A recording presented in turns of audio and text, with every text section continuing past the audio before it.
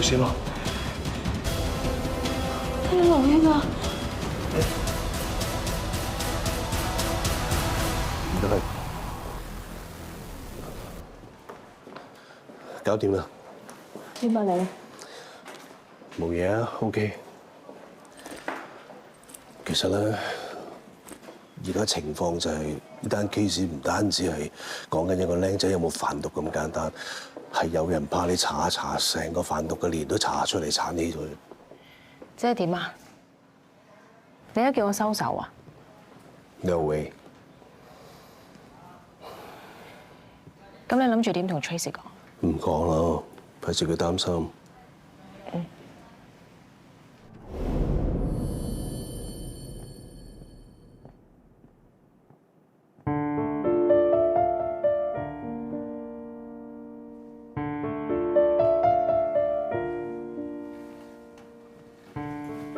法官閣下，我想再傳召被告謝家強作供。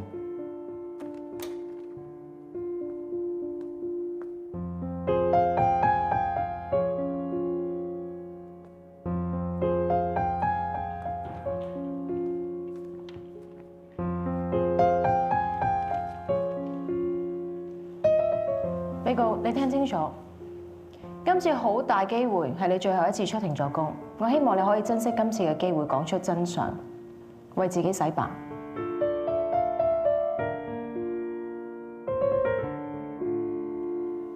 明白。可以開始。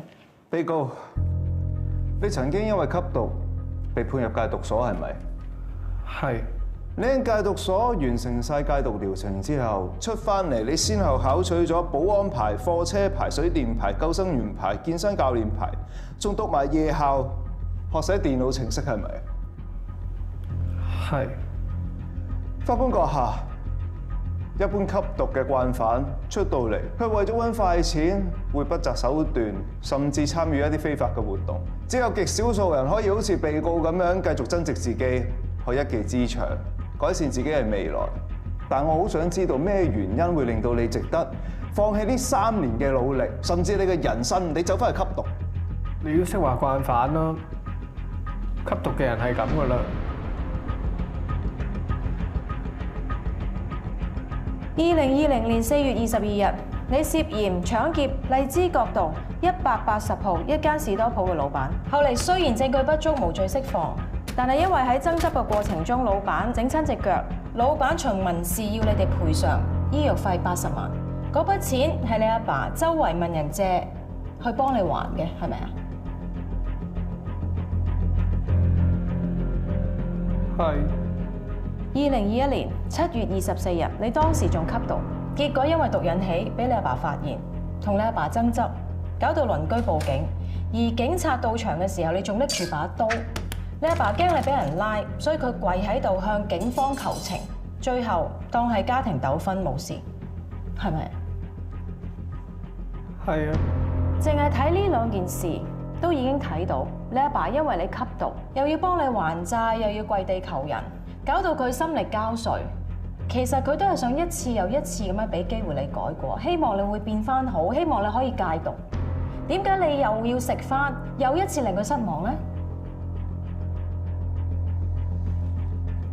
法官閣下，辯方有新證物想呈上。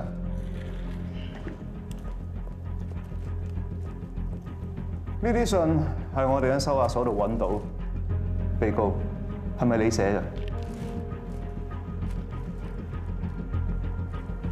我哋揾鑑證專家鑑證過，啲字跡係你嘅。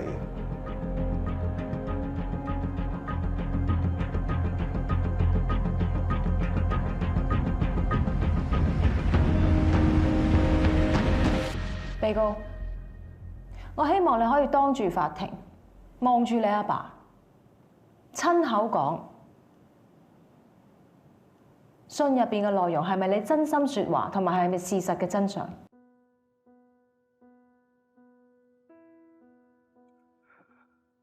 老豆，我戒咗毒之後，唔想再令你失望，所以我覺得我呢世人最自豪嘅就係戒咗毒，因為我知道我以前累到你好辛苦，你日日喺屋企擔驚受怕，所以呢幾年我考咁多牌，就係想賺多啲錢嚟孝順翻你，彌補翻我以前嘅錯啊！我之所以唔敢講出嚟，係因為佢哋揾人搞我，佢哋威脅我啊，話會搞我老豆啊！我唔想老豆再受到任何嘅傷害啊！我唔想再因為我連累到其他人啊！而家仲要連累埋法官大人你，但係法官閣下你都唔驚，我決定要講真相出嚟。啲毒品係阿你噶，封求情信係嗰個 James 教我寫噶。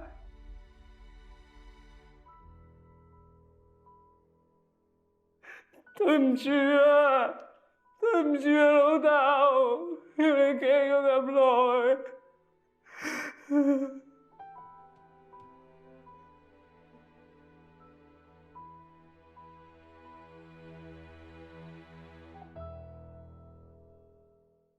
本席經過慎重嘅考慮後，認為被告人嘅作供誠實可靠，法庭決定接納佢嘅證供。本席認為被告人只係受到朋友嘅誘騙下，不知情地代收有毒品嘅包裹，更被不法分子利用，受到所謂嘅師爺歐卓雄唆擺後，更改口供後頂包。本席正式宣判，被告人謝家強所面對嘅販運毒品罪名不成立。對於今次嘅事件，本席必須作出嚴厲嘅警告。呢件案涉及到被告人俾自己嘅法律團隊誘騙下去承認自己一單根本冇做過嘅控罪，呢個行為可以話係極度可恥，係法律界嘅恥辱。本席在此叮囑所有法律從事人員能夠堅守我哋嘅專業，唔好再有同類型事件發生。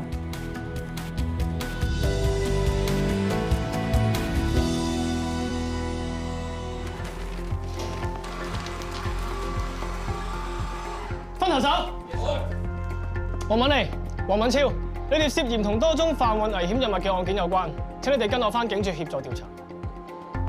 好啊，走啊！